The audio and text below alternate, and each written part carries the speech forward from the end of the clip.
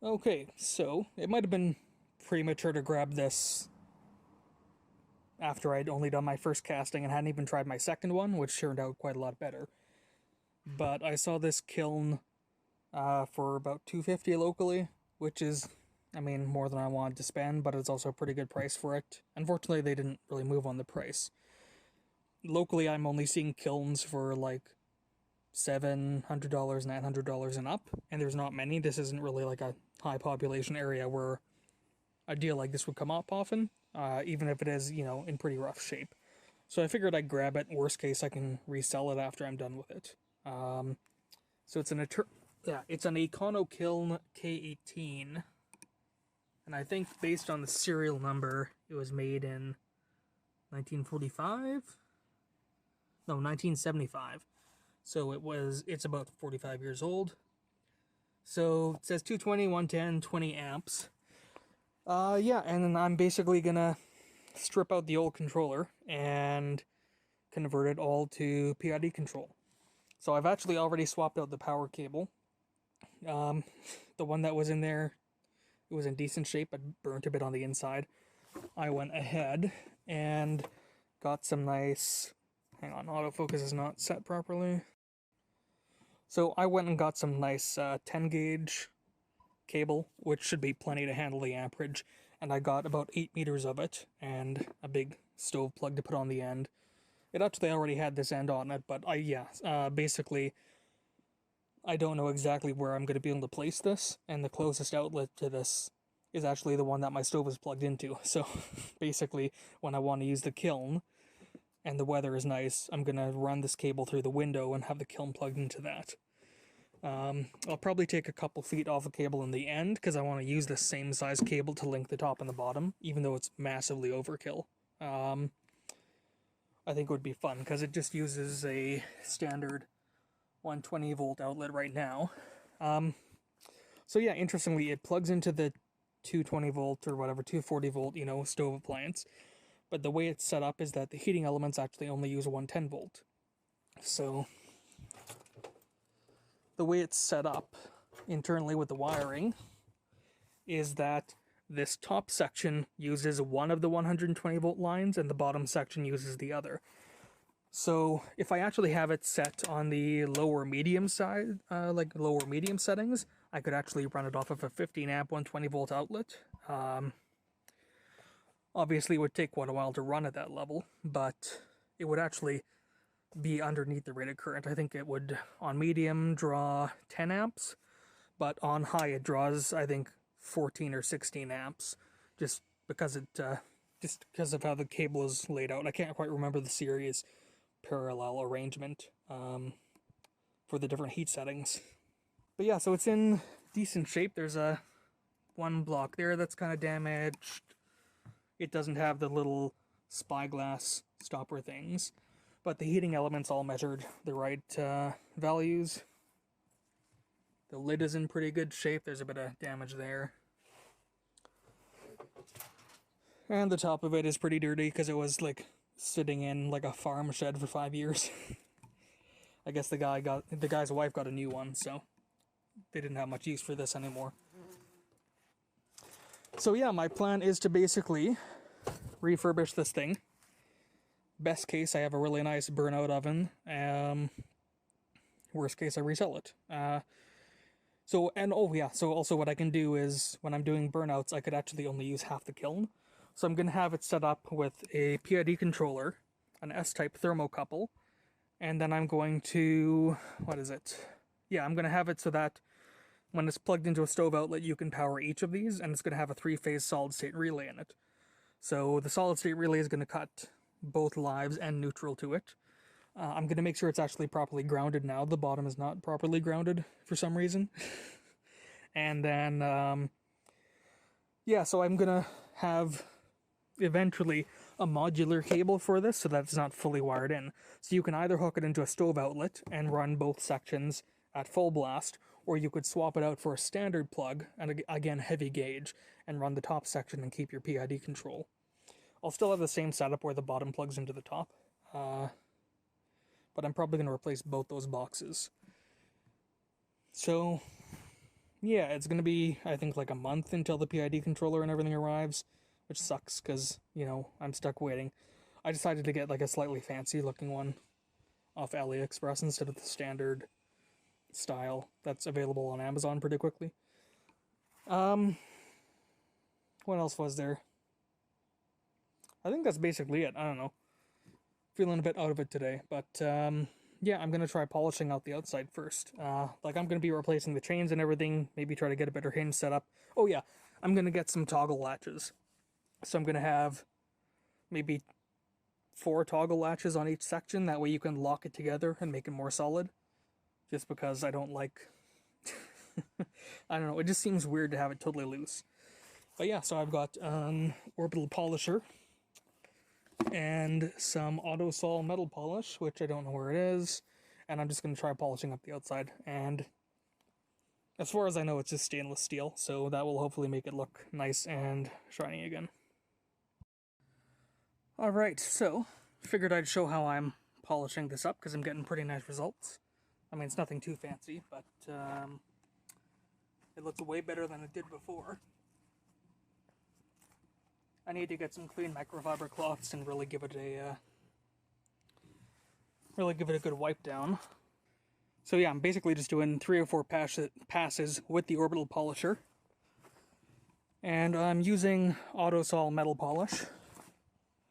And yeah, I mean that's what it looks like before. And then I've actually got around the backside. I've already done a little bit of it. So I'm gonna set up on the tripod and I guess just do this for 3 sides and show you what it looks like in the process. Okay, so it's been a good while since I've done any videos. Winter puts quite a damper on projects. And I feel like I'm gonna have fucking Popeye muscles on whatever the fuck the ones are that do your thumb primarily. But I finally made good progress on the PID controller for the kiln, for the burnout oven. So I ordered a AliExpress PID controller, and this is kind of a knockoff of the Omron, I believe the Omron PID controllers. And this one was supposed to be one that can take an S-type thermocouple. They sent one that uses... It's the temperature sensor that outputs in milliamps, and so basically, I asked multiple times before I purchased this about S-type thermocouples and like compatibility, and I accidentally ordered the one that uses milliamps, and they fucking sent this one anyways. And then I also ordered a solid-state relay that had the wrong voltage range for the new PID controller, so like 70-80 bucks on this project down the fucking drain.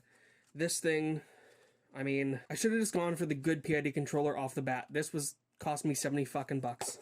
The other SSR, I can use that one, but I still had to buy another one that was the right voltage range. So, like, fuck. Anyways, so this is the box that I designed in Fusion 360, and I had laser cut out, and then something in my sketch shifted, so a bunch of stuff was kind of wrong, so there are little gaps everywhere, and Jesus Christ, I wish I got an air rivet gun, because this was fucking brutal, because I had to redo a whole bunch of these, like I've done them all twice, basically. But, I'm gonna get an air rivet gun next time I need to do anything like this. It's gonna be so worth it. But this is gonna be a pretty nice box, so it's gonna take the 4-prong 3-phase outlet here. I'm gonna drill a hole here for some, just like, you know, conduit. And then inside this, we'll have a 3-phase solid-state relay. So that's gonna get mounted in somewhere roughly here. And then, so that's gonna switch the live and both lives and then the neutral for the kiln. Then we have the door of it, which is gonna be on a hinge, also not lined up amazingly well. But this thing's not going to be waterproof anyways with the ventilation holes. So here's the front panel. So it's going to have 2 amber lights, I think a red and a green, or a green and a red, whichever way I want to put it around. The 2 amber lights are going to show each phase of power that's coming in. So because I want the kiln to be able to run off a single outlet as well, and the way the kiln is wired, you can run a single half of it on a single outlet, on a medium. So this will show the status of each phase that's plugged in, just in case one of the fuses blows on the stove outlet, or if you plug one in. There's going to be a red one, which is an overtemp alarm, and then the green one shows, it'll be when, like, the program is finished. So for my PID controller, I got a Novus N1050. It's the one of the ones that I was kind of looking at initially. It's like $150, and then I was like, oh no, I can get a cheap one on AliExpress, and that'll work well, and then that fucked me hard. So we're going to go with this one, which is expensive, but it's USB programmable, and it uses QuickTune software, which is like a GUI method of setting up programs. You can link 5 programs together, so you can have a really long run with multiple points.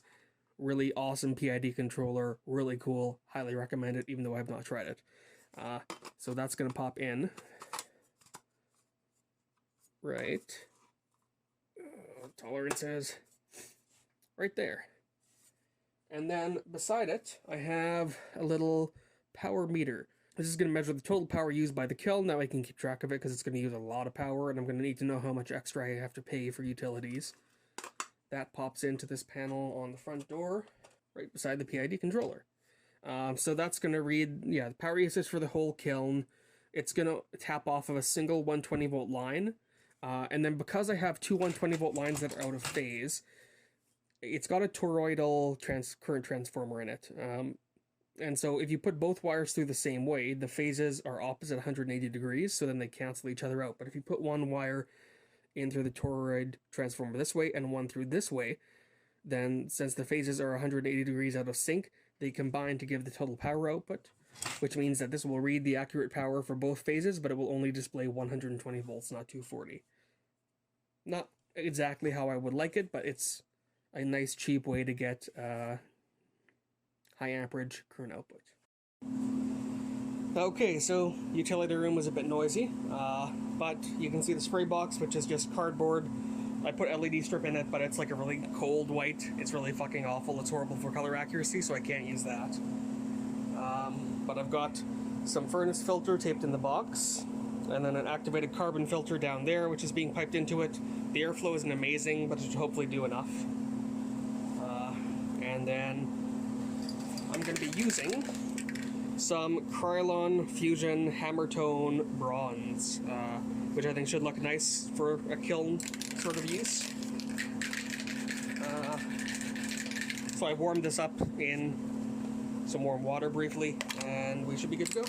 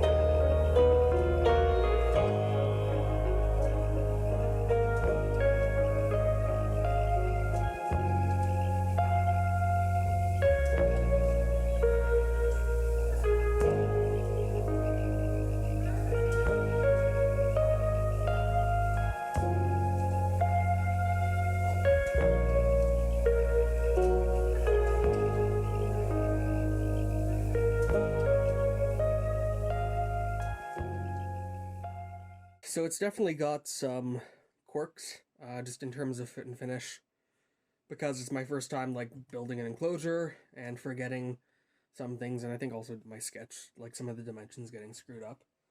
But here is the finished PID box. So you plug your stove connector in on that side, and then you have your PID controller, your temperature, or I mean your what you call it, power monitoring. Oh, but that will also have a temperature display on the internal box that I have to add in. Then you have an alarm that I can set for like over temp or anything. Green, I think, is going to show when the program is finished, or it's like holding temperature. And then these are the 2-phase power indications. So yeah, like right now when I want to be able to open it, there's this gap here. I can like shove this closed, but then because of clearance here, whenever I open the door, it pulls this gap up. Just moving the hinge. Not ideal. Whatever. I also didn't really bring enough tolerance in for like the wiring out of the back of this. So I can get it out. But when I want to put it back in, I have to actually loosen up the clips for the PID controller. Whatever. So I'm going to add like a little magnet clasp or something in here, I think, to hold it shut. But we can open it up. So you can see our harness going to the door, which breaks off to the PID controller, the lights, and the temperature controller. And then we have our wiring here, which is long enough that lets you pull the inside of the plug out to work on stuff. We have the solid state relay, which I cleared behind it with some acetone and used some Arctic MX2 thermal grease, a couple strips of that, to couple it to the case. That way the case acts as a heatsink for it. And I'm going to mount the case slightly off from the kiln. And then on the left side there, we've just got our our output. So it's another 10 gauge 4-conductor cable that's going to go in there, loop around and plug into the left side of the solid state relay. It's going to be quite a long loop of cable. It's going to be quite tight against there. So I made this box to be the same exterior dimensions, at least really close to, as the ones that are already on the kiln. So it's going to look like the same size box. It's definitely a little tight in terms of space on the inside just because of how much depth this plug takes up. And the wiring for the solid state relay. The layout could probably be optimized to fix that a bit. But it's going to work, and it's going to be pretty nice, and it's going to look nice with all 3 boxes with that hammer tone Rust-Oleum paint on it. And then when I mount the kiln, when I mount this to the kiln, I'm going to use some standoff spacers to give it maybe half an inch or something of airflow, which, I mean, it'll probably end up being further out than the other boxes. But that way this thing isn't in full contact with the back. Just transferring all the heat from the kiln to the box. I want this still to stay fairly cool, even though I have the ventilation holes that I added. Oh yeah, and then there's this other gray wire here. That's for the thermocouple. That's for this. I need to make a mount for this that holds it in on the box. But I need to do that after I mount this, because I need to basically mount this thing to the kiln, and then from the inside of the kiln, drill out through the fire brick into this box, in a spot where it's not going to hit any heating elements in the kiln, and it's not going to hit anything in the box. So I've got the bottom box ready to mount on the kiln and wire up. I've replaced all of the wiring, like the paper insulation, with some modern high temp stuff. Properly tested the grounding and everything. And then on the front I have the nice big red indicator for when it gets power. So I'm going to mount this up, work on the second one, and then the PID control box. But I don't want to show these on the kiln until they're like all on. Alright, so here's our peek inside the box before it's bolted on for probably the last time. So you can see we have our phases coming in here, neutral in the center, primary and secondary.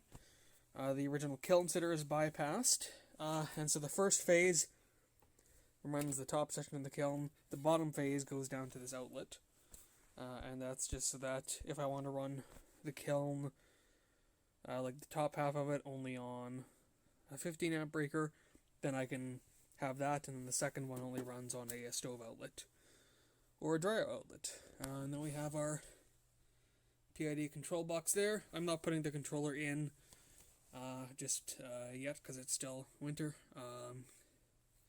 but hopefully soon. And then we have the light that I added in to show when it's on. Same on that one. It's a little scuffed up now from banging it around. That brand new paint job has some marks on it already. But I'm going to go ahead and bolt this on and show you that. And then I printed some glass fiber nylon spacers to keep this off of the kiln directly, to hopefully insulate it a little bit so that the solid state really doesn't get overheated or anything like that. Yeah, just to keep this as cool as it possibly can when it's right next to the kiln. And then I'm going to drill a hole through for the S-type thermocouple and 3D print a nylon mount out of the same material that will let me adjust the depth in and out just to get it right. That way I don't have to print 5 of them. Alright, so there we have our kiln fully retrofitted to PID control. So yeah, you can see we still have our 2 original boxes with a slight modification. The kiln sitter is just sort of locked up so it's not flapping around. You can still use your original controls for both sections. All new wiring inside of these, including heavy duty wiring for this, link between the two. That is, I think this is 8 gauge, no, 12 or 14 gauge in here. 10 gauge for the rest of the connections between the 2 boxes and the stove. On the right side, we have our 20 amp twist lock connector that plugs into the cord for this. And then we have our power readout. Our PID controller will be there. Just sort of a warning that I can program. This I think will show when it's finished, like the full finish the actual whole routine, although that's programmable as well. And then these are our 2 power indicators. So they each show one of the phases that's plugged in. That way if you blow one fuse, it adds some troubleshooting right on there. And if you open it up, you can see our 3-phase solid state relay, all of our wiring for everything, and our input right here. And the current transducer is actually down there, those green and yellow wires. So yeah, it's thermocouple wiring now for the S-type thermocouple. So I'm just going to drill through there and then design a mount. So yeah, oh yeah, and then a magnetic closing door. Although you kind of have to push the hinge together. It's a bit rough, but overall, I'm pretty pleased with that. And I even, with some help, built a cart to move this thing around so I don't have to pick it up all the time. Alright, so here we have our new hole, which is just oversized for the thermocouple. Fire brick is, yeah, super easy to drill through. The stainless steel is actually the hardest part. And then you can see our hole that came through right inside there. So our thermocouple, oh, that's a nice tight fit, good. Our thermocouple will go through here and then get hooked up to those wires there. And then I don't want it sticking in crazy far, so I'll be able to adjust the depth of it and hopefully have it so it's not sticking out too far. I mean, even possibly just like that is right about to there. And that does have enough clearance for the door to shut. So yeah, I can have it right in the end there, or I can have it sort of any depth between these two. Sweet. So yeah, I'm just going to design a mount and pop that in. But the next time you see this kiln, it will be when we are actually testing it out. So hopefully that was enjoyable.